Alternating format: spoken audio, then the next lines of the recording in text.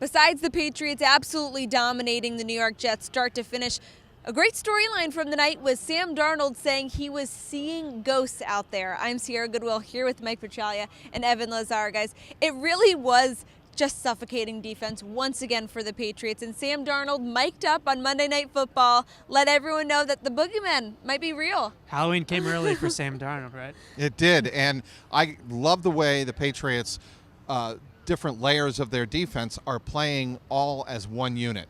The defensive line, the linebackers really getting in the face, showing different looks in the front seven for Sam Darnold. And then the secondary dropping back and showing different looks. And Sam Darnold, the interception of the night that really said to me how confused Darnold was the interception of Duron Harmon at the goal line. When Sam Darnold drops back off his back foot, or he didn't step up in the pocket, and he threw it over the middle. There was not a jet within 10 yards of the pass, and Duron Harmon went up, skied for it, and picked off the pass. One of two red zone interceptions for the Patriots. The entire defense right now, the whole thing is built off that secondary. Those 4 or 5 guys on the back end and their ability to cover on islands, man-to-man, allows the defense to walk everybody up to the line of scrimmage and really put pressure in quarterbacks' faces. And the defensive backs talking to me about just trusting the guys up front that they're going to get home, right? And the ability for those guys to get open, get schemed open pressure, and that ability of the offensive line of the opposing team to not pick some of those things up and the quarterback to get confused by them, that allows their jobs to be a little bit easier for sure. But the defensive backs have to also cover a lot of receivers on an island without any safety help over the top, and that is incredibly difficult to do. So Stephon Gilmore, Jason McCourty, John Jones, J.C. Jackson, those guys' ability to be able to do that opens up the playbook for Bill Belichick to take that safety out of the middle of the field and say, we're going to walk them down towards the line of scrimmage, and we're either going to threaten a blitz or we're actually going to bring the house. And let's talk about the secondary a little bit more. Sam Darnold earlier this week said the Patriots defense is not unbeatable. Maybe that was a little bit of locker room motivation for this defense. But at this point, they're averaging less than 4 points a game for their opponent. This defense has been unstoppable every game. It's been what we've been talking about every video after the game.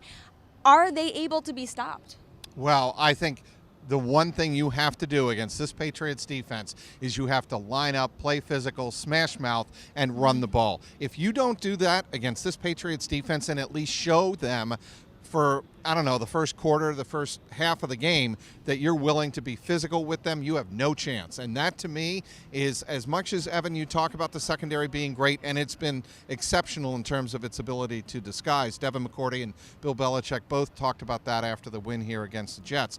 I think their strength is their ability to stop the run, and even when teams try different ways to run the ball, they are getting nowhere. And tonight, you're talking about Le'Veon Bell, who again struggled to get his run game going. But the biggest issue with running the football against the Patriots is if you're playing from behind, you can't run the football all night long. But the Jets tried, Evan, in that first half, even when they were down. The Jets gave up 24 points right off the bat of the game. You're not going to come back in the game down 24 points they were down running the football. They were down 17-0 after the first quarter, but they did stick with the running game, and they tried to get it in the hands of their best player. As a detriment to their success. Right. You run the football down 17 points, you're going to lose every single time. Well, that's a bad formula. Really the key for opposing teams is going to be going lighter against the Patriots and spreading the field and then running the football out of those lighter groupings. But the problem is that the Patriots have so much versatility on their defense that they have guys like Danny Shelton and Lawrence Guy that can play in the middle, and they can stop the run essentially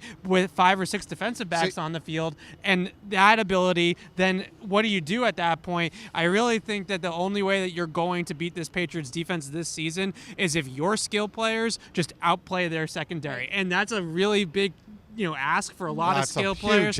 But there are only a few teams that can do it. Maybe Kansas City can do it with Tyreek Hill and Travis Kelce and all those guys. But you're going to have the weapons to be able to just go mano-a-mano against the secondary and beat them, because schematically you have no chance. There's no strategy against them right now that's going to work. It's going to have to be man against man, where our guys play better this Sunday than your guys is the only way to do it. You have to be able to battle the Patriots and stand up to them in the trenches. And the last point I'll make here is against the Patriots, you have to be able to disguise your offense. And so many of these teams right now, they can't execute a play-action pass because they're incapable of running the ball.